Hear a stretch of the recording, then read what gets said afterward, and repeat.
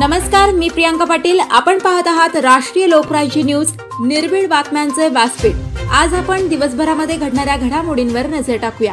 संगमनेर तालुक्यातील श्री क्षेत्र कपालेश्वर जय श्रीराम तिरुपती प्रतिष्ठानच्या वतीने पवित्र श्रावण मासानिमित्त महाप्रसादाचे भंडाऱ्याचे आयोजन। आज जय श्रीराम तिरुपती प्रतिष्ठानच्या वतीने पवित्र श्रावण मासानिमित्त महाप्रसादाचे म्हणजे भंडाऱ्याचे आयोजन क्षेत्र कपालेश्वर तालुका संगमनेर येथे केले होते। यावेळी अमृता कोळपकर, राज्य उपाध्यक्ष, वक्ता सेल, राष्ट्रवादी काँग्रेस पार्टी यांनी मनोगत व्यक्त केले। या मनोगतामध्ये त्या म्हणाल्या की इथून मागील 3 वर्षांमध्ये अत्यंत चांगले आयोजन करण्यात आले होते। आज सुद्धा कपालेश्वर, खांडगाव, तालुका संगमनेर येथे जय श्रीराम तिरुपती प्रतिष्ठानच्या वतीने पवित्र श्रावण मासानिमित्त महाप्रसादाचे म्हणजे भंडाऱ्याचे आयोजन श्री क्षेत्र कपालेश्वर तालुका संगमनेर येथे केले आहे। हे त्यांचे 4थे वर्ष आहे।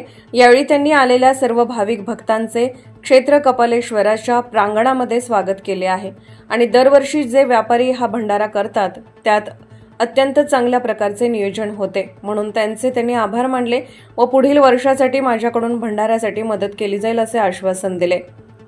जय श्रीराम तिरुपती प्रतिष्ठानच्या 60 व्यापाऱ्यांना अमृता कोळपकर यांनी पुढील वाटचालीसाठी शुभेच्छा दिल्या।